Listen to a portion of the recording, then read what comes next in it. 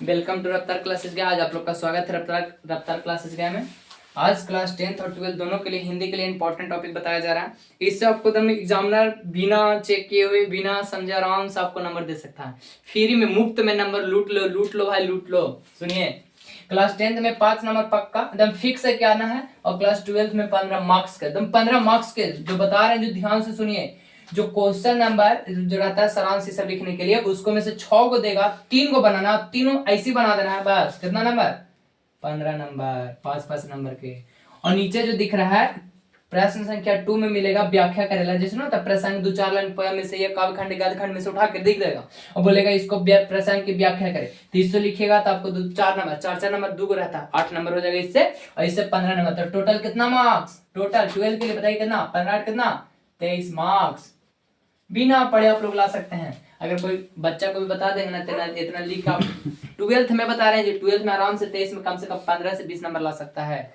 सुनिए, इसमें क्या करना है, तो शीर्षक या यहाँ पे यह शीर्षक या पाठ या यह शीर्षक हमारी पाठ्य पुस्तक, शीर्षक का नाम जो रहेगा लिखना। जैसे 10th में रहेगा दही वाली मगम, या और कोई एग्जांपल लीजिए 20 के दांत, या और मछली लीजिए। 12th में रहेगा रोज कहानी सब रहेगा, बातचीत शीर्षक निबंध सब रहेगा। तो यहाँ शीर्षक का नाम क्या लिखेगा? शीर्षक। चलो बातचीत लिखते हैं, बातचीत। तो बताइए क्लास 10th में कि 12th में? 12th का है, काची का है? 12th का। अगर 10 का रहेगा तो लिखेंगे मछली कहानी है ना, मछली हमारी पाठ्य पुस्तक। जो 10th का बच्चा है वो गोधली लिखेगा। ध्यान से सुनिए, दोनों का है, कंफ्यूज ना करना। 10th का रहेगा तो गोधली लिखेगा, और 12th का रहेगा तो द्विंगत लिखेगा। दोनों क्लियर हुआ? जो बच्चा क्लास 10th में है वो क्या लिखेगा? गोधली, और ई वाला को हटा देगा। और जो बच्चा 12th में है वो गोधली के जगह द्विंगत भाग 2 लिखेगा। के अगर गद्यखंड रहेगा तो गद्यखंड लिखना है, और काव्यखंड रहेगा तो काव्यखंड लिखना है। देखिए ध्यान से क्या करना है। यह शीर्षक बातचीत हमारी पाठ्य पुस्तक 12th में है तो द्विंगत भाग 2 के गद्यखंड रहेगा तो गद्यखंड लिखना, काव्यखंड रहेगा तो काव्यखंड। तो गद्यखंड से ली गई है जिसके रचयिता, लेखक के नाम। यहाँ क्या लिखना है? लेखक के नाम, लेखक के नाम। जैसे क्वेश्चन पूछेगा बातचीत के लेखक कौन है? बालकृष्ण भट्ट। रोज के लेखक कौन है? आगे मतलब सच्चिदानंद निरानंद वात्स्यायन। सच्चिदानंद निरानंद वात्स्यायन आगे। अगर 10th में रहेगा मान के चलो मछली, तो मछली के लेखक कौन है? विनोद कुमार शुक्ल। मछली के लेखक कौन है? विनोद कुमार शुक्ल। वह एक प्रसिद्ध, अगर जो सुनिए लिखा रहता बायोडाटा में, वह प्रसिद्ध कहानीकार थे, नाटककार थे कि कवि थे, क्या थे? मान के चलो ये प्रसिद्ध निबंधकार थे। काची थे? निबंधकार थे, तो निबंधकार लिख देंगे। इसमें कौन बताइए जल्दी, कौन लिखा कौन है? यहाँ पे भी लेखक का नाम,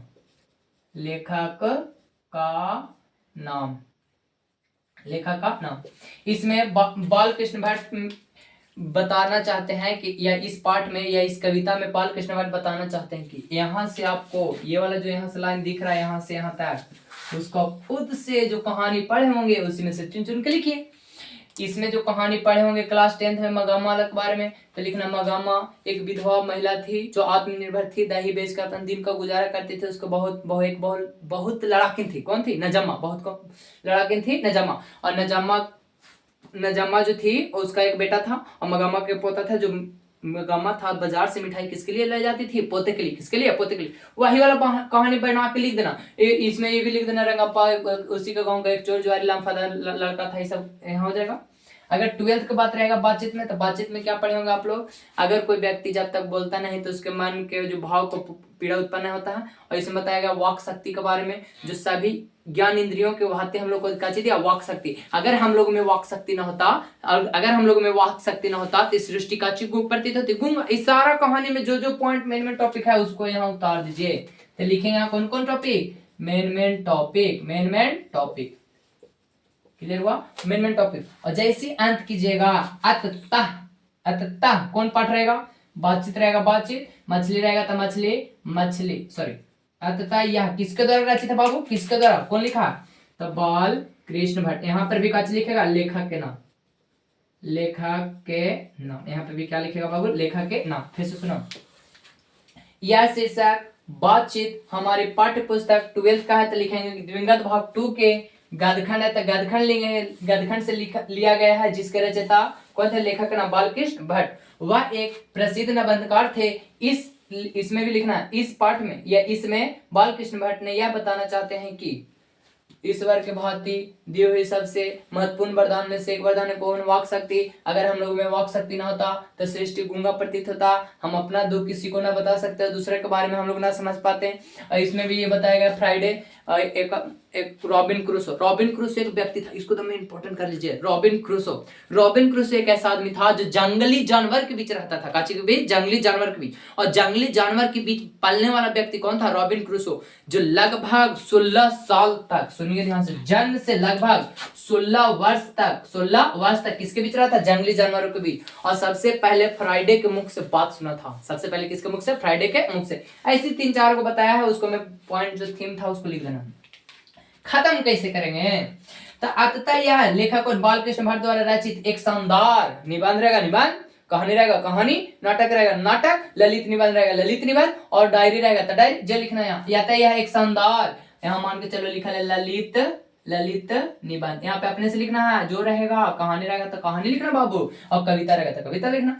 जहां उन्होंने बड़ी सुंदरता से अपने विचार को व्यक्त किया है। देखिए ध्यान से, अतः यह बालकृष्ण भट्ट द्वारा रचित एक शानदार ललित निबंध है। अगर कोई रहता सच्चिदानंद हीरानंद वात्स्यायन तो कुछ लिखा था रोज, कच लिखा था रोज, तो रोज में लिखेंगे अतः यह सच्चिदानंद हीरानंद वात्स्यायन द्वारा रचित एक शानदार कैसा कहानी है, कहानी है, जहां उन्होंने बड़ी सुंदरता से अपने विचारों को व्यक्त किया है, भाव को बताया है, अपने शब्दों में, विचार में बहुत ही आकर्षक सुसंगठित है। फिर से सुनो, अतः यह जो लेखक है वो पढ़िए, अपने से जोड़िए। अगर क्लास 10 में तो जोड़ लीजिए। कुछ भी कहानी के मगामक लेखक कौन है बताए तो? कोई श्रीनिवास। कौन है? श्रीनिवास। ढहते विश्वास के लेखक कौन है? सात कोड़ी होता। माँ के लेखक कौन है? ईश्वर पेटलीकर। वही लिखे, ईश्वर पेटलीकर द्वारा रचित एक शानदार, अगर कहानी रहेगा तो कहानी, जहां उन्होंने बड़ी सुंदरता से अपने विचारों को व्यक्त किया है। बहुत शब्द विचार बहुत ही आकर्षक एवं सुसंगठित है,